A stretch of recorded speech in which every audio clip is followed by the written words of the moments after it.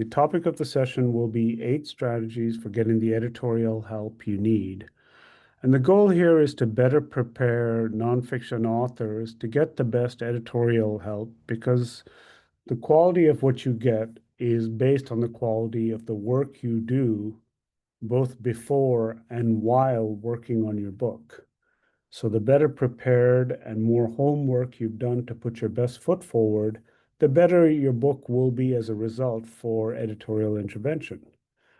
So hello, everyone. My name is Jeevan Sivasubramaniam. I'm the VP of Editorial here at Barrett Kohler. And of course, I'm doing this presentation on behalf of BK Authors, a nonprofit that I serve on the board of that connects and supports nonfiction authors for support, advice, and community. And I encourage you all to go to the website and, get on the lists and uh, get involved if you can.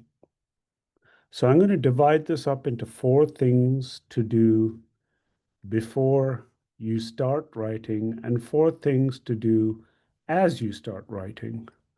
And of course, there'll be time for questions and abuse after I finish. So let's first go to the 4 points before you start. So 1, discard your ego. Because of your proximity to the work, you're both the best and worst person to be writing this book. You're the best because you have the knowledge, either academically or based on personal experience, research, etc. You are the best for that reason. Conversely, you're the worst. Because you have that knowledge, your ego tells you that what you have to say and how you want to say it is how the book should be. If that was the case, there'd be no need for editors. Recognize that the knowledge you wish to impart needs to be relayed in a way that works best for readers. And you may not know how to do that. Recognize that you have only one half of the equation and that without the other half, you really don't have anything just yet. You have a collection of raw materials that has yet to be processed, shaped, and built into something. Think of the analogy of a cocoa bean. It's the core foundation of chocolate, but it's in its raw state, it's pretty unpleasant and bitter tasting. It's the processing that makes it chocolate. So I guess what I'm trying to say is don't have the ego of chocolate when you're still a cocoa bean. So 2, what's new really?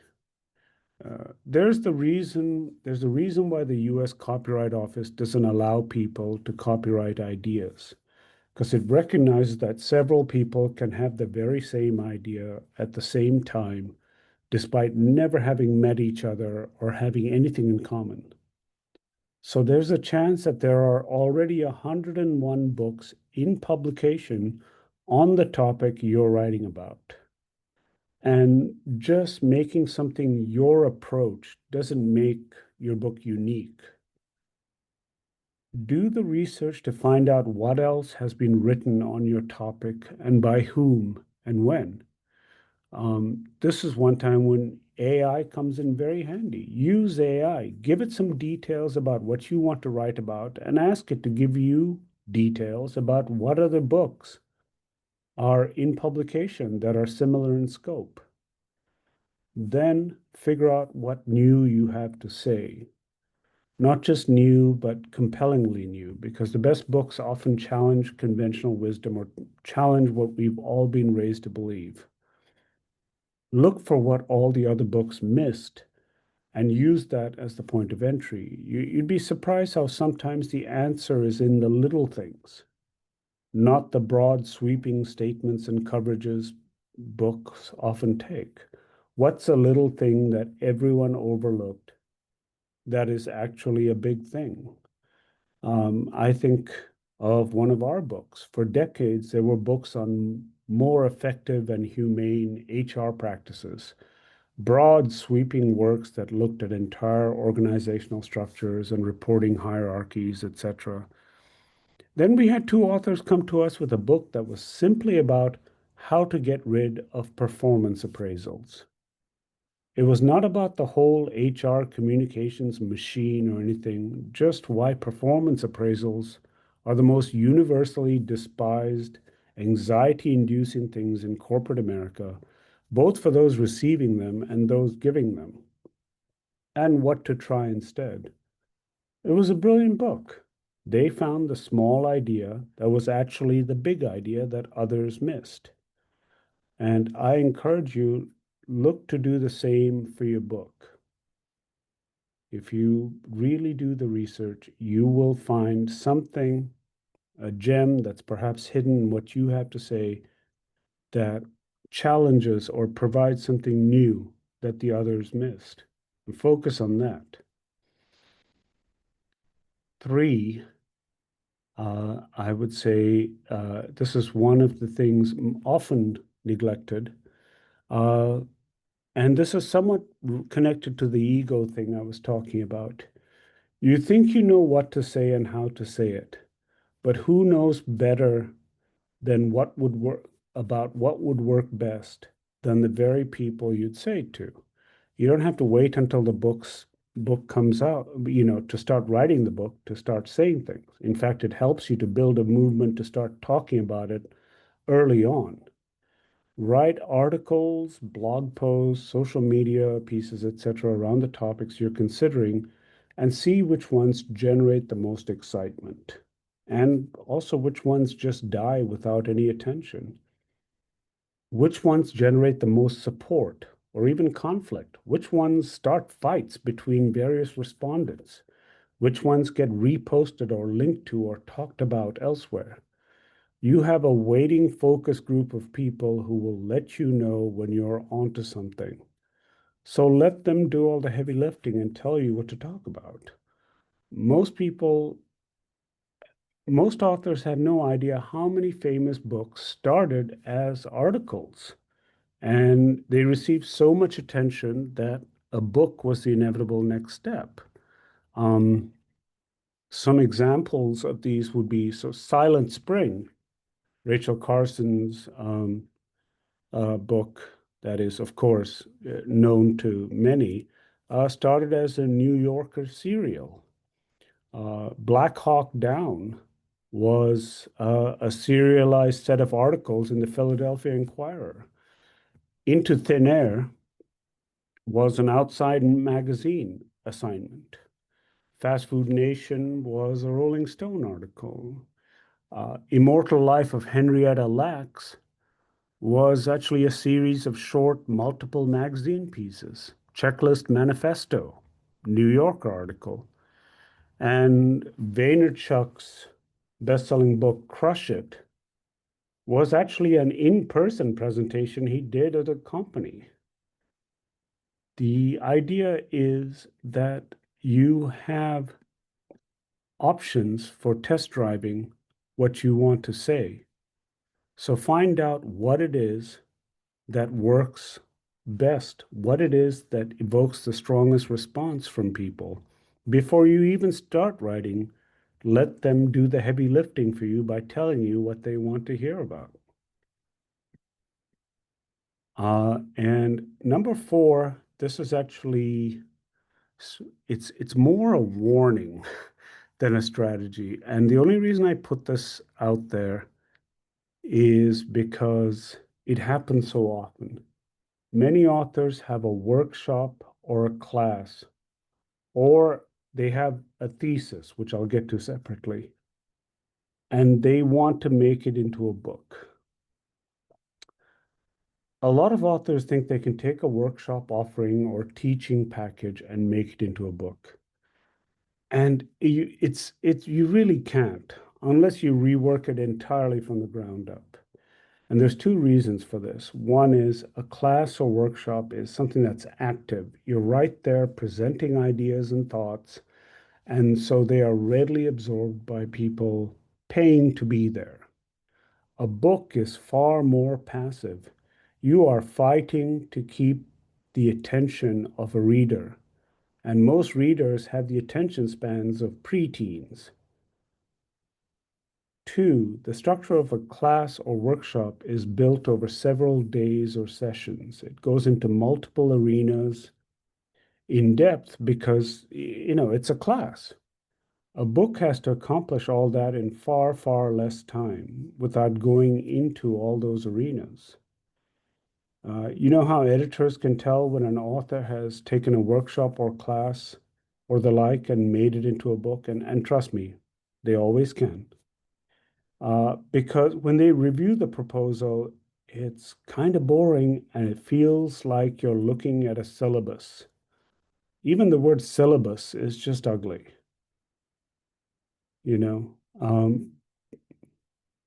Okay, just as a side note, I have to say, syllabus is probably the ugliest word next to appendix. If you're writing anything but a textbook, don't call the material in the back an appendix. Yes, the origin of the word means something entirely different, but to most people, an appendix is just a useless evolutionary leftover that serves no purpose at best and cause you to die at worst. Don't use it when you can have words like resources, discussion guides, or something like that. Anyway, enough on that aside. Sorry. Oh, and all nonfiction publishers receive at least 10 graduate theses a week. Authors will try to hide that it is a thesis, but we can always tell. Look, we get that you spent all that time hammering out this treatise and really want it to amount to more than something that sits in a college library forgotten after you graduate. But theses are written in a manner opposite to what makes for engaging reading. You could try and make it a textbook, but otherwise it holds little appeal for a popular audience. Um, do you know that old joke about how it's Isaac Asimov or Alan Greenspan or whoever is the current big name in the news um, is called back to their college to give a talk. And while there, they remember that they slipped a $20 bill into their thesis in college, and it's in the library. And they slipped that $20 bill in there just to see if anyone would ever crack open their thesis. So now here they are back at college, whatever, 3 decades later, 4 decades later. So they go to the library and find their thesis and crack it open. And there it is, that crisp $20 bill is still there. Then they look at all the other theses stored in that part of the library and they start cracking them open, only to find $20 bills falling out of all of them. They leave the library a tad disappointed, but about $840 richer. It's a silly joke, but a reminder that a thesis is written in a particular way to please a particular audience, academic, and holds little appeal outside of that one professor, who, you know, smelled of mothballs and wet tweed. I don't know, but don't shop a thesis. It is not a book. So those are the four things to keep in mind before you start writing. Now we're going to get to the 4 points to think about as you get writing. So number 5, and this happens a lot, don't write the whole book out first. Nonfiction authors do this a lot, and I realize it seems logical, but I promise you it isn't. You may know your subject and you may have even done research to see what else is out there and what new you have to say. But you still don't know how to structure it. How do you present the main premise of the book? How do you explain the supporting structures? How much is too much detail? How much is not enough? Is the topic too macro and big picture and sort of your grand vision of all things, which is frankly boring? Or is it too narrowly focused on just one small thing when it needs to be bigger? There are 101 factors to consider when writing a book, and unless you have an editor working with you, I can guarantee it's probably not going to end well. Every editor you meet will have had at least a handful of books proposed to them just that week, where the author submitted an entire manuscript. And in most cases, the author will be absolutely sure that the book is done and ready to go. Perhaps some minor fiddling and copy editing, but that's all.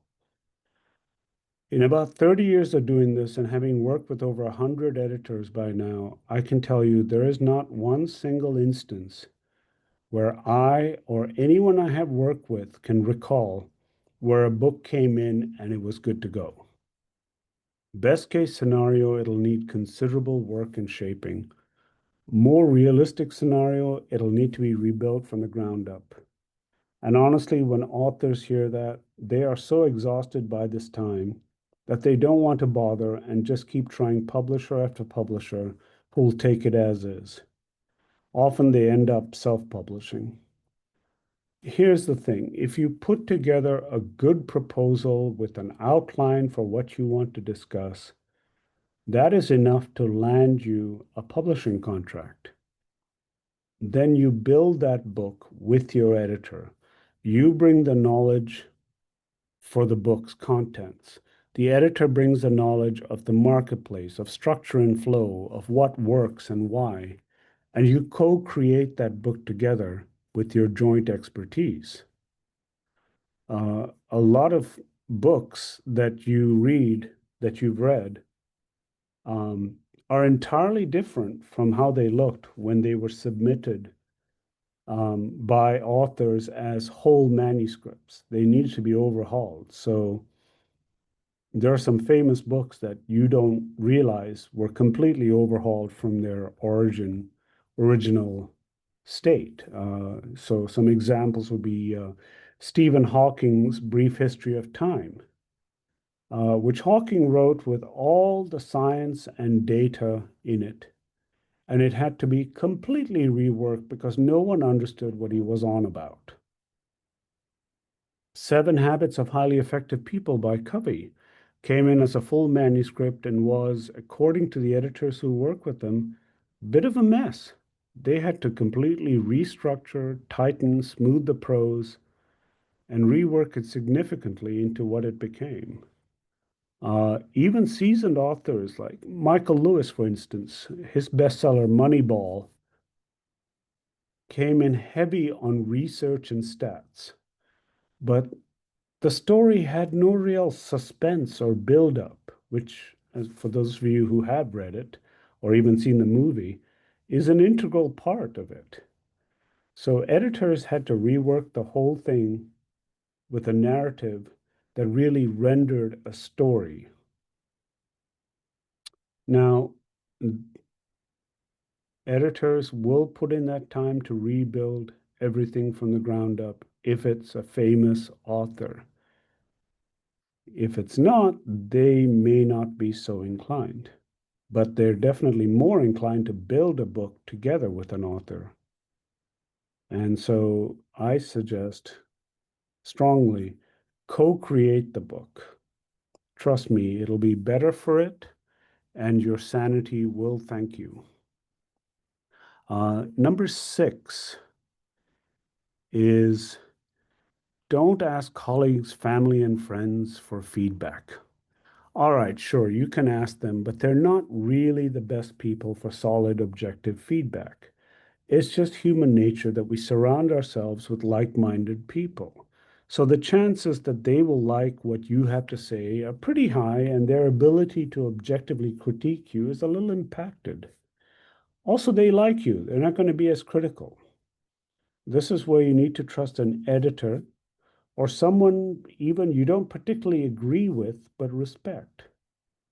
It will be brutal and painful, and your ego will take a bruising, but the work will be better for it. Um, Here, I mean, there's a couple of examples of books that actually came highly praised from the author's circle, and yet it took somebody outside to really make the book sing. There's two examples. Once again, Immortal Life of Henrietta Lacks. Author Skloot's original version was all focused on the biology and science. That was her world, and her colleagues thought that made for a really strong book. Her editor, Kate Medina, told her that no one was interested in a scientific retelling. You had to bring in her personal story to operate in tandem with the science for a complete picture. The result was the beautiful biographical scientific retelling that book is. Another example would be Between the World and Me by Ta-Nehisi Coates, who originally wrote this as a sort of an extended essay on the issue of race in America. His colleagues, also journalists, thought his authority and skill would work best in this journalistic format. His editor, Chris Jackson, actually told him that it just seemed a little too cold. He needed to add a level of heart and intimacy to it. And it was Chris Jackson's idea that he should write it as a letter to his son. He did, and as you all know, it won the National Book Award. All this to say, don't rely on your colleagues, family, and friends. They're fine, but they are like you and they think like you. So there's not much they can new that they're going to bring to the table to challenge you. But somebody who's an outsider, either an editor or somebody, like I said, you don't agree with, but you trust, somebody with an outside edge can make the crucial difference to a book. Strategy 7, when asking for feedback, use guiding questions that actually help you. And this is something, know that the way you position the questions that guide the feedback make the difference in the quality of the feedback and its usability. Look, most people love to be critical. God knows I do. If you have ever had the unfortunate experience of having any of your work peer reviewed, you know the sheer brutality of that process. Unless you know how to phrase what you want for feedback, people tend to just say, oh, this doesn't work, or this is just silly, or why do you have this? Or things like that. They may feel they're making valid points, but there's nothing there that can really help you. The point is not to make them critics, but make them productive critics. So when you ask them what doesn't work, ask them how they would suggest making it work better. When you ask them what seems unnecessary or extraneous, also ask them what they think would be useful and necessary instead. If there's a section or chapter that seems to fall flat, ask them for an example of a chapter that does a good job and what it was about that chapter that worked that you could be used in this chapter that doesn't work as well. Now, you're not going to use all their feedback, obviously, because everyone has their own nitpicks and issues and problems, and no two will agree on the same thing. But the point is that when you will always have solid suggestions for what to do to improve the work. It leaves it all up to you to adopt them or not. It still remains still way better than just sort of open-ended requests for feedback.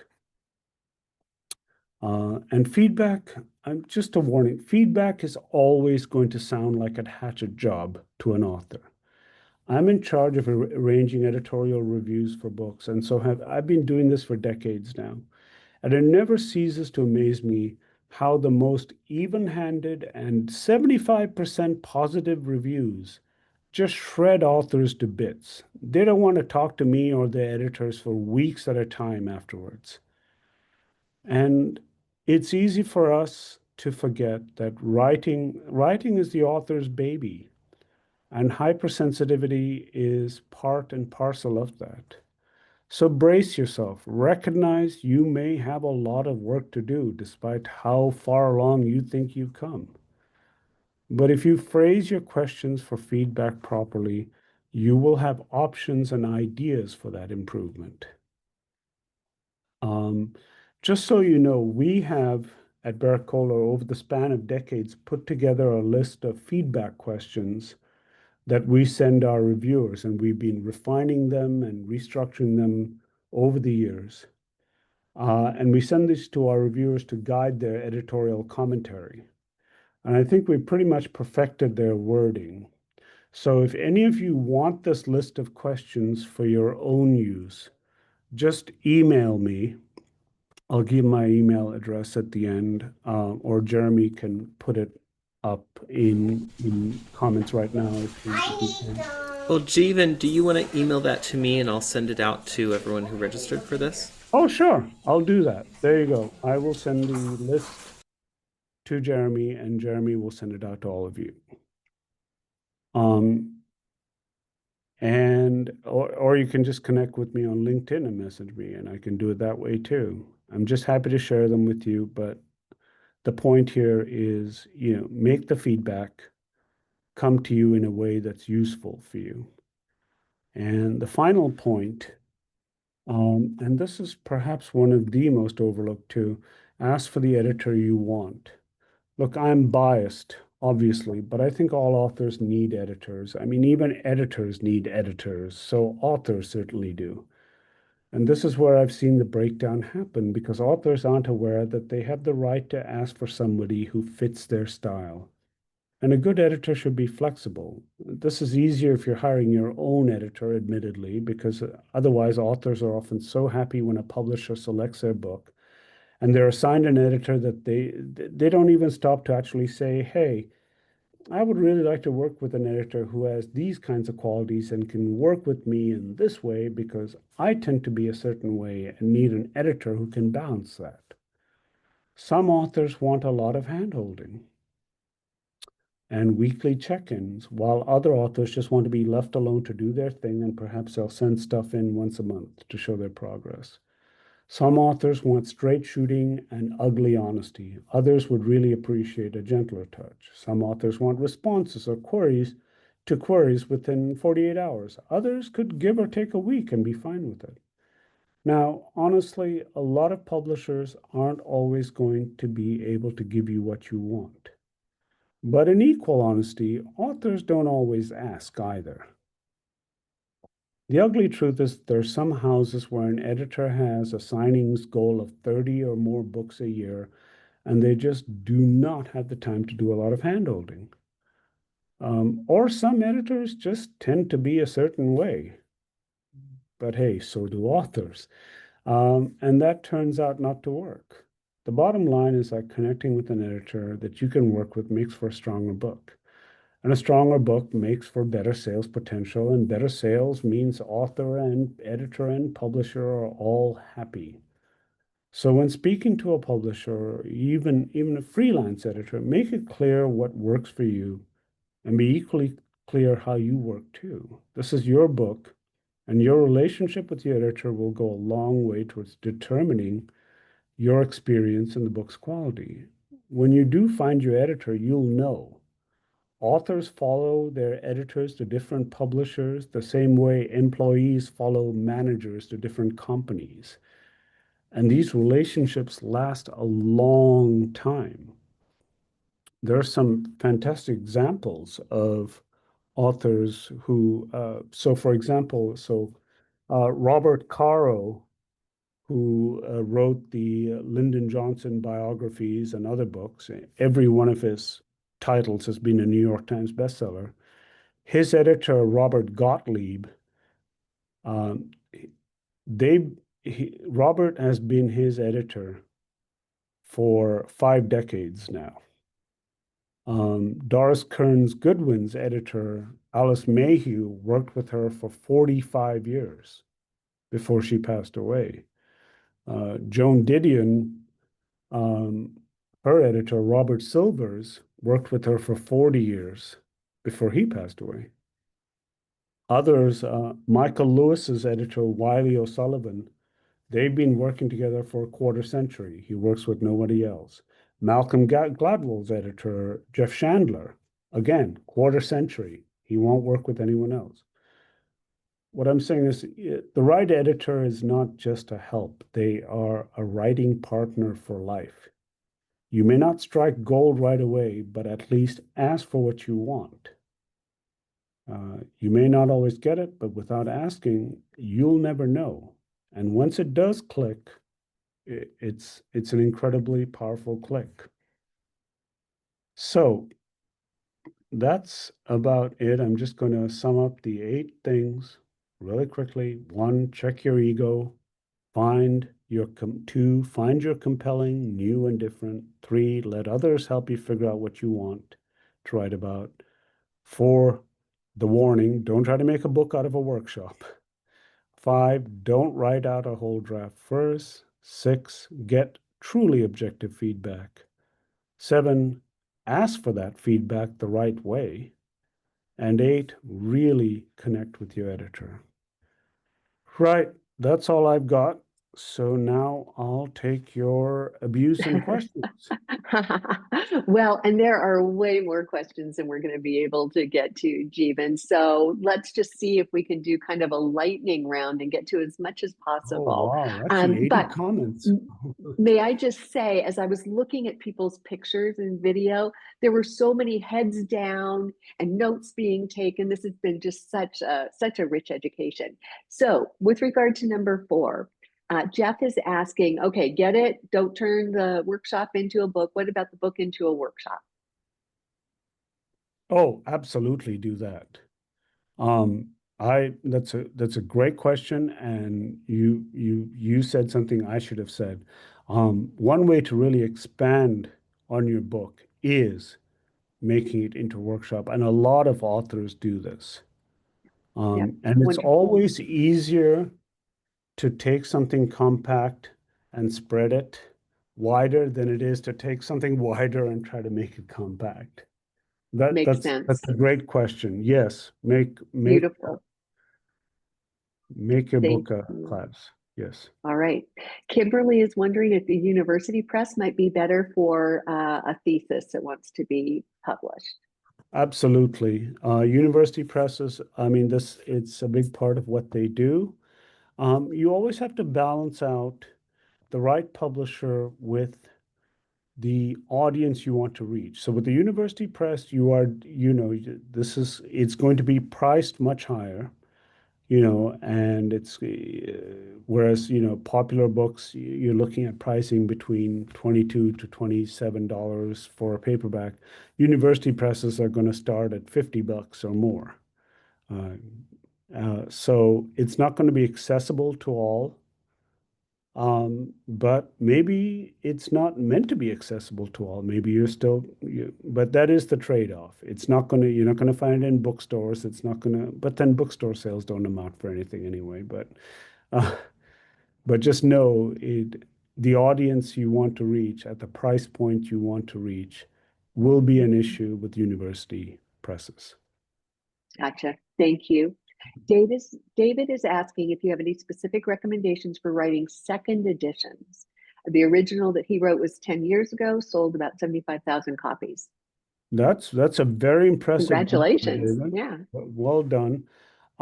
There is a crucial window for second editions because you are literally riding the coattails of the previous. And so a lot of publishers, when you tell them, I want to write a second edition, they will say, how many copies did the book sell in the previous year? Because that's what really got, because books fall out of orbit all the time, and they could have been a huge bestseller at one time, but too much time passes, and then a revised edition doesn't really have the coattails to ride off of.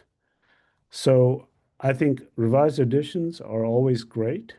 Um, and there's no real measure for what constitutes a revised edition. I will say this because he has passed away now, so I can say this, but so Richard Bowles, who was the author of What Color is Your Parachute, he used to revise his book almost every year. And he once joked with us that sometimes the only thing that's revised is the edition number on the cover of the book. So, I always advocate for at least 20% difference, but revision really depends on how it's been selling. And Mhm. if you, you know, 75,000, that's an impressive number. Well done. Yeah, congratulations, David. That's great. Marjorie is wondering how you respond to a developmental editor who says they need to see the larger manuscript in order to give solid feedback. Is it about starting with a detailed outline but holding off on writing the actual text? Developmental editors, basically, that is what they do because they are structural engineers in addition to all else. So they want to see everything. So I think it's a matter of first, uh, I mean, my experience has been developmental editors are also very good at building the outline as well as looking at the whole work. Now, some editors just prefer to work on the larger book. Some will build it with you. But I definitely understand that some want to see the whole thing, but it's basically how they're approaching the work. But I always recommend ask them, would you be willing to build, at least build an outline with me that I can then write and then you can help me with? Gotcha. Gotcha. Thank you. And kind of building on this, why do editors rewrite the book? Is it for clarity of ideas or for marketing purposes? That's from Uh, Cecile. Both. There's a fine balance between simple and simplistic. And no editor wants to make something simplistic, but they do want to make it simple because real knowledge in nonfiction is portable. If people can't carry it in their minds, the book hasn't done its job. Um, and also they do part of it, and part of that strategy is what makes for a good marketing appeal for a title because you want to, you know, you have so little time to catch anyone's attention that you have to make the core premise concise and cutting and powerful. And so, part of the editorial shaping is to that end as well. Thank you. And unfortunately, this is going to be our last question. What has been your experience using ChatGPT as a developmental and or line editing resource? Ah, okay. So I actually I wrote a little bit about this because Wiley released their resources for authors on using AI, and they had a beautiful line in there. It was geared to Wiley's guidelines were geared more towards researchers and the more academic people. But I loved how it said this. It said AI use AI as your research assistant. You are still accountable for all content. You are still responsible for all aspects of the work. AI just does some of the grunt work on one end, but on the other end, can give you ideas. I think AI is brilliant. I definitely see the threat. I definitely see what it can do. AI by itself doesn't do anything. It's the humans that use it that do. But I think it can really, as for just ideas and having something to bounce things against to help you, I think, you know, um, my friend Rebecca Boltzma, who's an AI researcher, had this great line, but she said she didn't originate it, but she said, your job's not going to be taken by AI. Your job's going to be taken by somebody who can use AI better than you can. Mhm. So I say use AI. Always know you're accountable for everything in it. Don't pass it off to AI, but definitely use it to give you ideas and to do your heavy lifting and copy editing even.